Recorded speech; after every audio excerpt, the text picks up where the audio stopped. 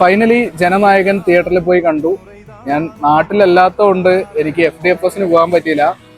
നാട്ടിൽ ഞാൻ FDFS ticket 6 മാസം മുന്നേ എടുത്തു വെച്ചിട്ടുണ്ടായിരുന്നു. ഇവിടെ FDFS രാവിലെ 4:30-ക്കായിരുന്നു. അപ്പോൾ പോകാനുള്ള ഒരു ബുദ്ധിമുട്ട് കൊണ്ട് ആ ഒരു സമയത്ത് പോകാൻ പറ്റിയില്ല. ബട്ട് രാവിലെ 10:30-ന്റെ ഷോന് തന്നെ ഞാൻ കയറിയിട്ടുണ്ടായിരുന്നു. ഞാൻ എൻ്റെ ഓഫീസിൽ നിന്ന് എല്ലാവരും ഉണ്ടായിരുന്നു. അതിന്റെ വീഡിയോ എന്തായാലും ഞാൻ അടുത്തതായി ഇടുന്നതായിരിക്കും. ഞാൻ ഈ ഭഗവത് കേസരി അതേപോലെ ജനനായകന്റെ ലീക്കായ പ്രിന്റ് ഒന്നും കാണാത്തതുകൊണ്ട് ഫ്രഷ് മൈൻഡ് സെറ്റോട് കൂടിയാണ് പോയത്.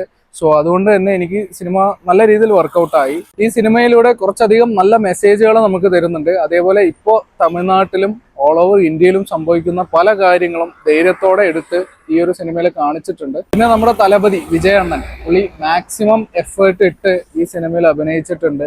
ഫൈറ്റ് ആയിക്കോട്ടെ, ഡാൻസ് ആയിക്കോട്ടെ, എല്ലാം കൊണ്ടും അടിപൊളിയായിരുന്നു. ഞാൻ പിന്നെ കൂടുതലൊന്നും പുള്ളിയുടെ അഭിനയത്തിനെ പറ്റി പറയേണ്ടതില്ലല്ലോ. മമിത ബൈജു പടത്തിൽ ത്രൂ ഔട്ട് അടിപൊളി പെർഫോമൻസ് ആയിരുന്നു. പിന്നെ തലപതിയുടെ കൂടെ നിന്ന് ഫൈറ്റ് ചെയ്യാന്നൊക്കെ പറയുന്നത് വലിയ ഒരു ഭാഗ്യം തന്നെയാണ്.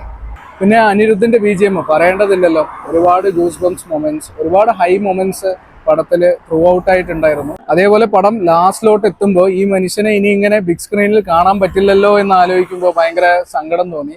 അതേപോലെ പുള്ളിയുടെ ആ ഒരു ഓറയുണ്ട്, അത് വേറെ ഏത് തമിഴ് നടനും കിട്ടുമോ എന്ന് എനിക്ക് അറിയത്തില്ല. സോ നിങ്ങൾ കുറച്ചെങ്കിലും തലപതി വിജയിനെ സ്നേഹിക്കുന്ന ഒരാളാണെന്നുണ്ടെങ്കിൽ ഉറപ്പായിട്ടും ഈ ഒരു സിനിമ തിയേറ്ററിൽ പോയി വാച്ച് ചെയ്യണം. മസ്റ്റ് വാച്ച് ഇൻ തിയേറ്റേഴ്സ് ആണ്.